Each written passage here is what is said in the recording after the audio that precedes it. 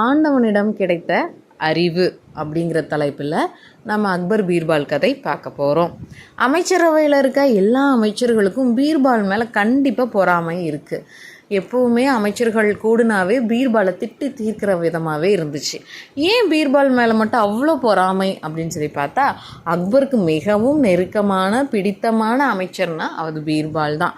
அக்பர் எந்த ஒரு ஆலோசனை செய்தாலும், எந்த ஒரு ஆலோசனை கூட்டம் கூட்டினாலும் கடைசியாக பீர்பால் என்ன சொல்கிறாருங்கிறத ஒரு அறிவுறுத்தல் கேட்டதுக்கு அப்புறம் தான் முடிவெடுப்பார். எப்பவும் பொண்ணும் பரிசும் பீர்பாலுக்கு தான் போய் சேருது. எப்படியாவது பீர்பால் அன்னைக்கு மட்டம் தட்டிடணும் அப்படின்னு ஒரு அமைச்சர் நினைக்கிறார். எந்த விதத்திலுமே பீர்பால் தன்னையோட குறைந்தவன் அல்லன்னு தெரியுது. அப்போ வேறு ஏதேனும் இருக்குமா காரணம் அப்படிங்கும்போது பீர்பாலோட மாநிறம் அவரோட நினைவுக்கு வருது. அரசவை கூடுது. அந்த அமைச்சர் பீர்பாலை பார்த்து ஏளனமாக சிரிக்கிறார்.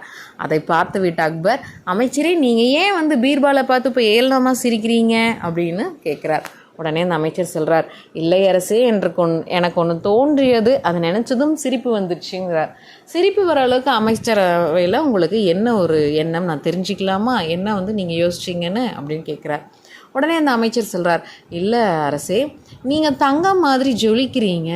உங்கள் அமைச்சரவையில் இருக்கிற அமைச்சர்களாக நாங்களும் சிவப்பு நிறத்தில் தகன்னு இருக்கோம்.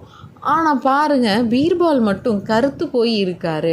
எனக்கு உடனே நிழலில் இருக்கிறதும் வெயிலில் இருந்தால் என்ன ஆகுங்கிறதுக்கான வித்தியாசம் அப்படிங்கிற மாதிரி தோணுச்சு. அதுதான் நான் சிரிச்சிட்டேன் அப்படின்னு சொல்கிறார்.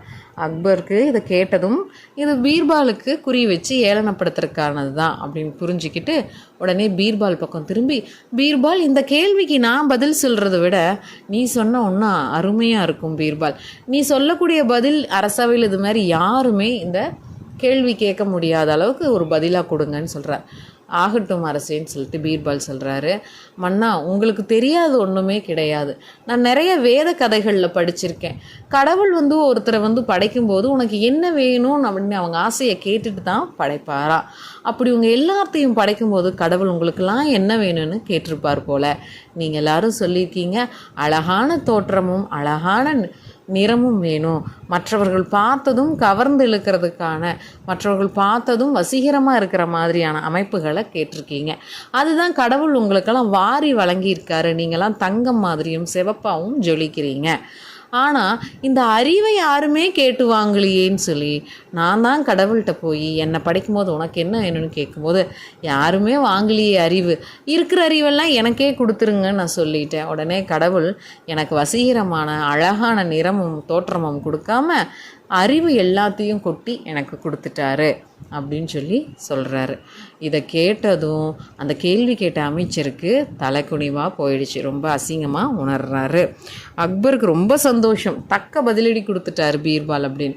ஆனாலும் அக்பர் பீர்பால்கிட்ட என்ன கேட்குறாரு, பீர்பால், நீ என்னையும் சேர்த்தி தானே சொன்ன, அப்போ என்னையும் அதே இடத்துல தான் நீ சேர்த்திருக்கியா அப்படின்னு கேட்கும்போது உடனே பீர்பால் சிரிச்சுக்கிட்டே சொல்கிறார், மன்னா, அது எப்படி முடியும், நீங்கள் அவர்களிடம் சேர்ந்தவர் அல்ல, உங்களுக்கும் அவங்களுக்கும் வித்தியாசம் இருக்கே அப்படின்னு கேட்குறார்.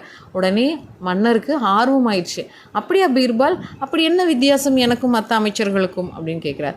மன்னா, நீங்கள் மன்னராச்சே, நீங்கள் என்ன கேட்டிருக்கீங்க, அழகான தோற்றமும் வசீகரமான தோற்றமும் நல்ல செக்க சேவைன்னு தங்கம் மாதிரி ஜொலிக்கிற நிறம் வேணும்னு கேட்டது மட்டும் இல்லாமல் என் அமைச்சரவையில் பீர்பாலை மட்டும் கொடுத்துடுங்க நீங்கள் கேட்டிருக்கீங்க. அதனால தான் எல்லா அறிவும் இருக்குது, நான் உங்கள் அமைச்சரவைக்கு வந்திருக்கேன். இதுதான் உங்களுக்கும் அவங்களுக்குள்ள வித்தியாசம்னு சொன்னதும் அரசருக்கு ரொம்ப சந்தோஷமாயிடுச்சு. எப்படி பீர்பால் உங்களால் மட்டும் இப்படி சமயோதிகமாக அழகாக அந்த சூழ்நிலைக்கு ஏற்ற மாதிரி யோசிக்க முடியுது. நீங்கள் இருந்தால் போதும், எந்த ஒரு அவமானங்களும் யாருக்கும் எந்த ஒரு இதுவும் வந்துடாது. நல்ல யோசனை மட்டும் இல்லை, நல்ல அறிவும் உங்களால் கொடுக்க முடியும்னு பாராட்டுறாரு. எல்லாம் கடவுள் கொடுத்த அறிவு தான் பீர்பால் சொல்கிறார். இதையெல்லாம் பார்த்துட்டு இருந்த அந்த அமைச்சரவையில் எல்லாருமே தலை குனிஞ்சு நிற்கிறாங்க.